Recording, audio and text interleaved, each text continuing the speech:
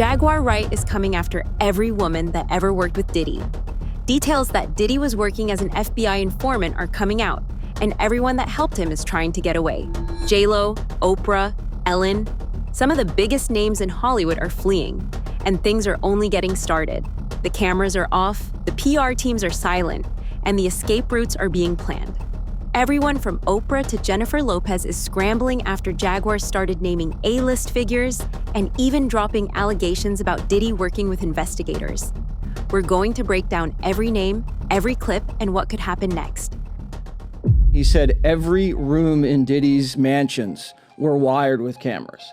And he had some of the footage, he had some of the pictures, and he displayed those in the lawsuit that came out. And this was used for blackmail material. They'd bring in these people.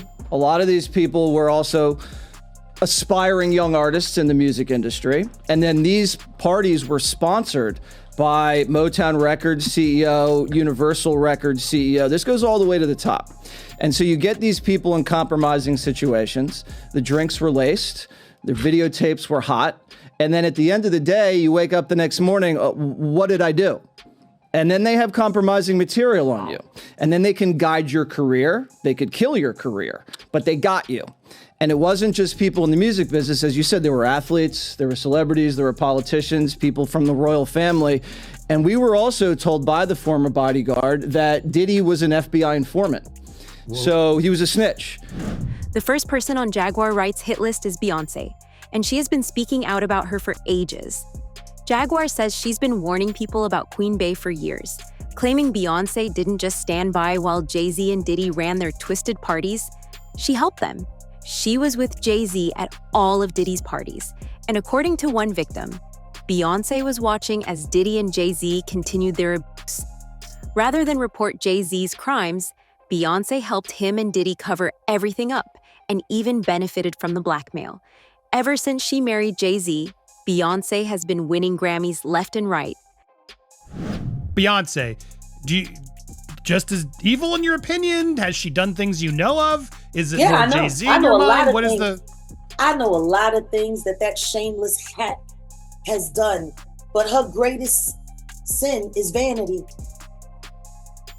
And I'm going to say this about you now, baby. Everybody who knows you are dumb as a sack of hair. Truth is, if it wasn't for your singing and your dancing, you would have never been anything more than a shampoo girl in your mother's shop. You ain't got the common sense of a damn dog. But that's not criminal. Huh? It's not criminal. Is there? No. I'm going to get you there. Oh, I see. She's just too dumb to know what she's in for. No, she's just dumb enough to be down with whatever's going on. Okay. She's probably one of the most least empathetic people I've ever met in my life. Jaguar exposed Beyonce and Jay-Z on national TV when she went on Piers Morgan. To cover up their crimes, they sent a cease and desist to Piers Morgan. But even then, they never filed a defamation lawsuit. They know that if they file a lawsuit, everything that Jaguar has is going to come to light. One user wrote on X, "Funny how nobody has sent their lawyers after Jaguar Wright, and she's been talking this about a lot of these MFRs for YRs. No defamation lawsuits, no NDAs, no cease and desist, nothing." What happens with exposures? You make yourself vulnerable to all kinds of attacks, seen and unseen. What happened to my friend? When he passed away, there was $250,000 on my head and $150,000 on his. But what if I had decided to go back with my head held low and said, Sean, I'm willing to play the game, and then found a way to get inside of him and move him around? Think about platforms. The reality of the modern world is that pretty much everyone has a platform as long as there's something to say that other people want to hear. That's why we invited her on to be interviewed. The people making these claims have an audience with or without shows like mine. Well, Jaguar Wright unexpectedly made several serious allegations about Jay-Z and Beyonce during that interview. As I said in the moment, they were not present to respond or defend themselves. but now they have. Their lawyers contacted us to say that those claims were totally false and have no basis in fact, and we've therefore complied with the legal request to cut them from the original interview. Editing interviews is not something we do lightly at a show called Uncensored. But, like the proverbial cries of fire in a crowded theatre, there are legal limits on us too. And we apologise to Jay-Z and Beyonce. Another name that is connected to both Diddy and abuse is Naomi Campbell. For the last 20 years, Naomi has been working with Diddy. This is after she was already investigated for being involved with known child predators like Jeffrey Epstein and Ghislaine Maxwell. You were not aware of Epstein activities. Did you know who he was? Yes, I knew him.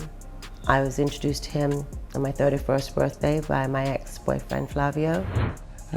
Most people, especially this awful son, wanted me to be in jail. And I'm not saying what my behavior was correct.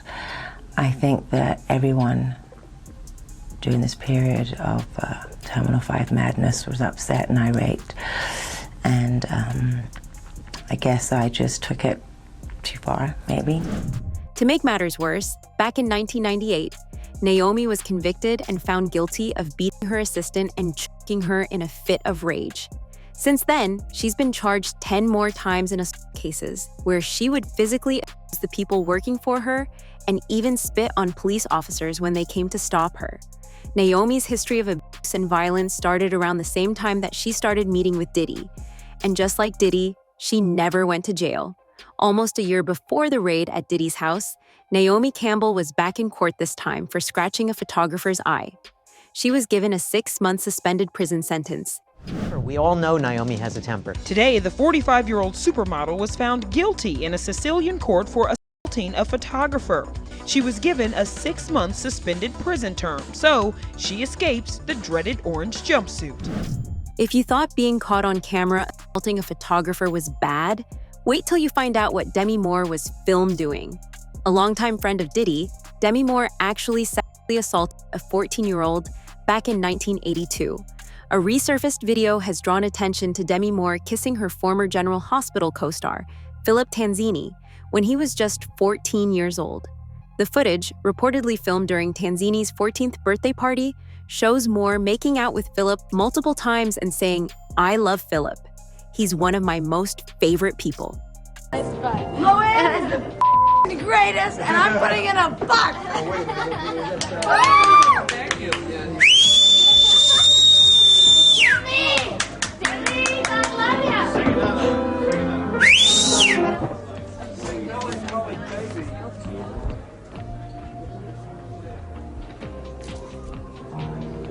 Okay, one more time.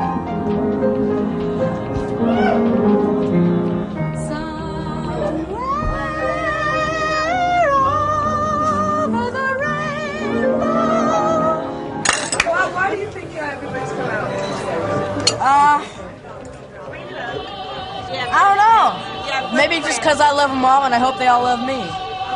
We do love him. And I love them. If you think it's for the pure publicity, you're out of your mind. Absolutely, because he's one of my most favorite people. Have you been working on the show? Almost a month and a half. What's your role? I'm Luke's new love. And I'm Philip Tanzini, and I play Jeremy, and you're stealing my part. I'm sorry. We're moving on to interview number 2 here. Oh, okay. Because I love Philip, and he's the only one I love. Do your interview already. All right. You got Ashton Kutcher in love with Mila Kunis on that 70s show. Then they break up for absolutely no reason after he starts hanging out with Diddy. Then he marries Demi Moore, who drained him of all the adrenochrome she can, and apparently he replenished himself by doing inappropriate things with their daughters. I'm glad. I'm sure you're glad, like Bruce Willis. The worst part about the Demi Moore situation is that Demi Moore was an victim herself.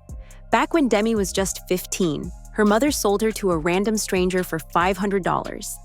In an interview about her book, Demi Moore opened up about how her mother used to take her to bars so guys could check her out and pay her to have their way with her. Demi Moore even said that she still remembers being and then hearing that her mother knew about it and had actually allowed it. Now to Demi Moore. She revealed in her memoir that she was sexually assaulted at the age of 15, writing that her mother let the abuser in their home. Well, today, Demi talked to Howard Stern more about this on his Sirius XM radio show. But you say you pushed it away. You don't need, you just I recently. pushed it away because I felt like it was my fault. Like I felt like I had behaved in a way that was provocative and mature, like I really knew a lot. And I never really looked at myself as being a kid. And so I never looked at it as, I mean, I saw it as an unfortunate and, you know, Yet he forced you into this. I was very embarrassed by it.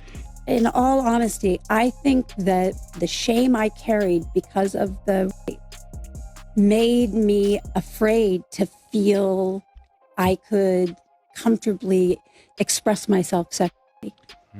It makes me just remember the conversation that I had with her where she talked about the purpose of her writing this book was to share her story in hopes that it would empower other young women. She did talk about a lot of other things to Howard Stern. She said she auditioned for Top Gun, obviously didn't get the part.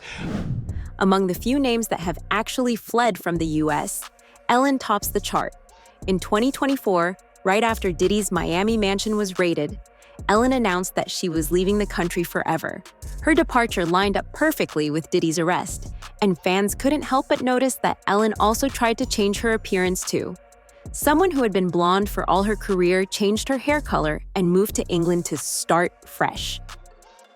They're losing their minds. She sounded so sincere, didn't she? Very she could sincere. Virtually choke on her words. But the best one for me is Ellen DeGeneres, who is, by the way, a very nasty person. I've had dealings with her in Australia. Could I tell you some stories about that cow? But anyway, good riddance to her. But you know, she was quite friendly with that P. Diddy bloke, wasn't she? Well, this is why I say release the Diddy files. Yeah. Release so the Diddy files. Come on, Donald Trump. We want to know whose name. So maybe she's hightailing out of there before all that is thrown at her as well. But what a bunch of hypocrites. Ellen DeGeneres and her wife, Portia de Rossi, have reportedly fled the US, bound for the UK, after Donald Trump's landslide victory. Numerous publications are reporting the couple have left the United States permanently.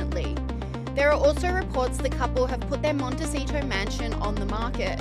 Entertainment publication The Wrap has the exclusive story and said, Ellen DeGeneres and wife Portia de Rossi have moved to rural England, put their Montecito estate on the market, and plan to never return to the United States, telling friends the election of Donald Trump was their primary motivation. Ellen DeGeneres has been a vocal Trump critic, so the move doesn't come as a surprise to most. Really bad.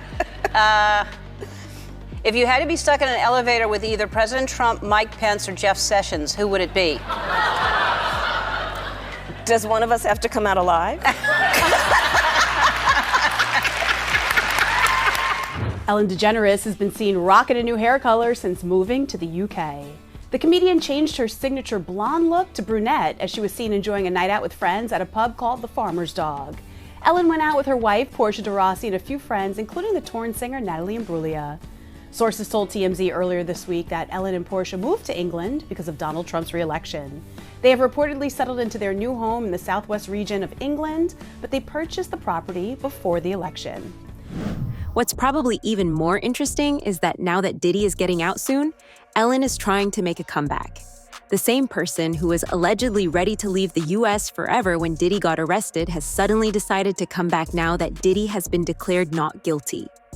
Sean P. Diddy Combs' mom, Janice, waving to the crowd, his children breaking into smiles as they leave the federal courthouse in downtown Manhattan after the stunning verdict. Shouts of congratulations fill the air as they climb into a waiting van. Congratulations, Mama Cole! One person who is trying to distance herself as far away from Diddy as possible is Oprah.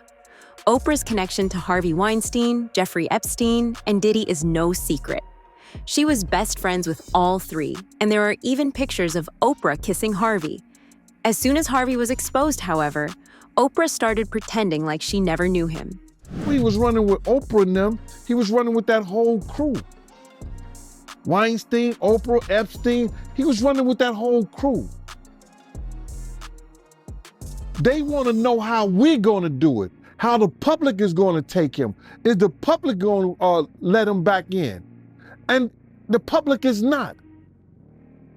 The public is already canceling him. I don't believe the industry has canceled him yet. All those people who went to those Diddy parties, not one of them had came out and denounced what he has done. I haven't heard one of them. I have not heard one person denounce, well, man, let God handle it. Get the hell out of here. Get out of here with that. If that was your daughter, would you let God handle it? All those people, they ain't denounced him. They ain't definitely, they can't come forward and say, yo, I support him. Because it would mess up their brand. It would mess up their brand. Jay-Z. We the only one could call each other Sean. Jay is the only one could call me Sean. I'm the only one could call him Sean. Get the hell out of here. If that ain't no fun boy stuff.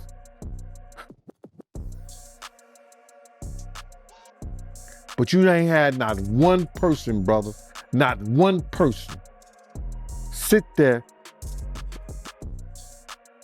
denounce what he did, or come forward and say, I support him. We will have lost this moment. I think this is a moment where no matter what business you work in, there have been women who not only had the disease to please, that's a part of it, but who felt that in order to keep my job, in order to keep my position, in order to keep moving forward, I've got to smile, I've got to look the other way, I got to pretend he didn't say that, I got to pretend he didn't touch me. I think those days are about to be over. Are over. And if it happens to you, back in the day, you would say, sometimes you're not even aware what he just said wasn't really inappropriate. I know you've had a couple moments. Where you just think, what did he just say? Yes, I remember Gail had a moment when she came and said to me what somebody said that was so inappropriate. I was like, oh my God, you can sue over that. But no, and all I said was, what did you say? And then they repeated it. Yes. It's terrible. I just sat there typing with my 20-something-year-old. You pretend you didn't hear it. Yes. You pretend it's okay. You pretend you didn't. No, it isn't. You're right, Jeff. Absolutely, you're absolutely right. But a lot of women have been silenced, and I know. But I do think it's going to change. Being a victim of child sexual abuse, that when you feel like you cannot be heard, and then other people start speaking out, it makes you feel like, oh, now I can speak out too. Yeah. So, and you've been speaking about it for years. Yeah. You know, I'm not. You know, I don't follow their brand of politics, I guess. But if you can't think for yourself, then you're not really free, are you? No, you're not. You're not. But I've been excluded. I've been excluded on Oprah. You know, on Oprah. On Oprah, yeah, I've been excluded. Yeah, man. I would think you'd be the person Oprah would want to promote. I mean, you grew up in South Central. You were successful at a young age. You have dignity. You say what you think. Like, I thought that was the goal.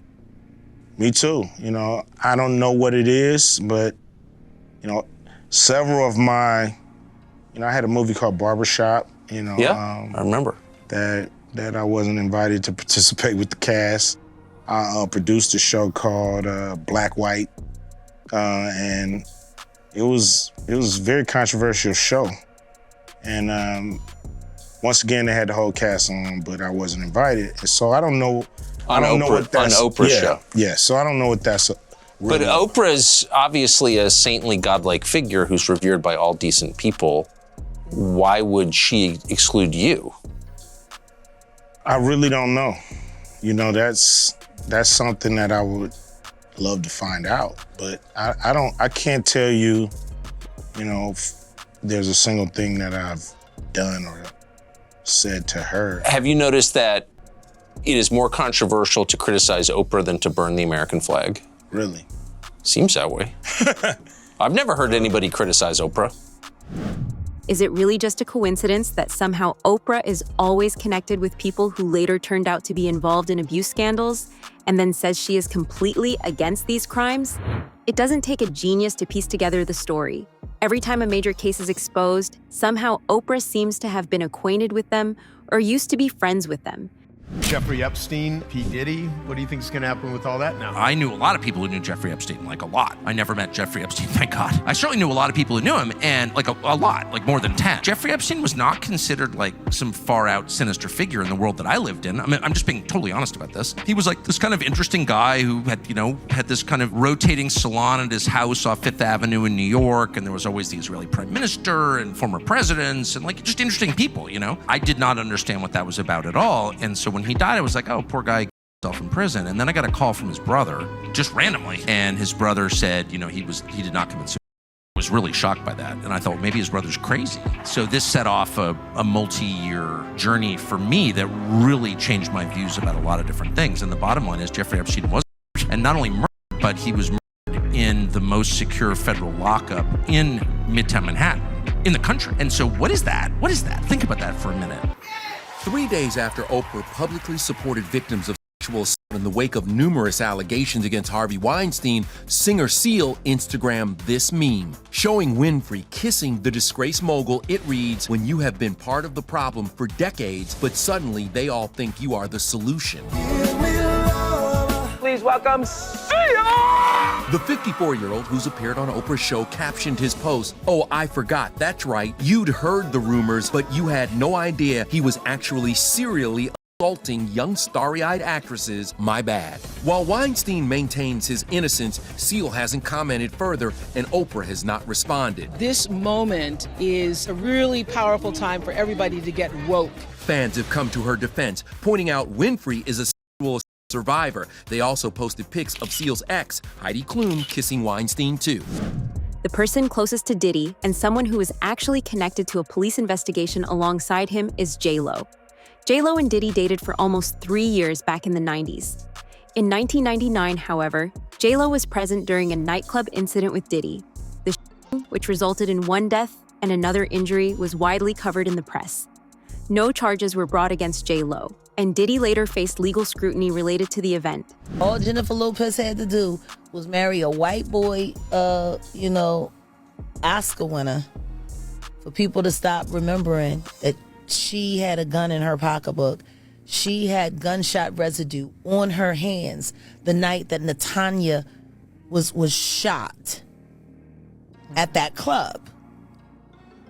For all we know, that bullet came from the gun that was in her hand. And not once has she spoken up for the betterment of that woman. Not once has she donated to her family or for her medical bills that she's still paying, or say something in her defense to stop Puffy from gaslighting her and trying to put hits out on her because he was afraid that maybe one day they would open the case and she still has the bullet fragments in her face. Like J-Lo has said nothing.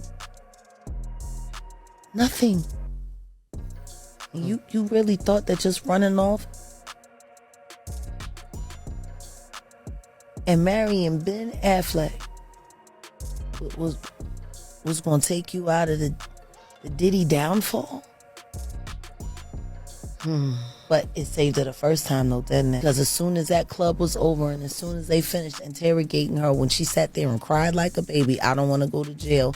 I don't want to go to jail," Benny Medina put her with that drunk white boy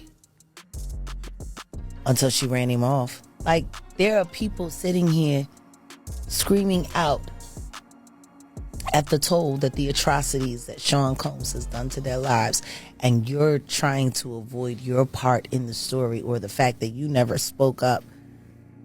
You want to tell people on the low and put it out there that the movie Was Enough was about you getting away from Puffy, but you didn't think about the trail of girls that you left behind.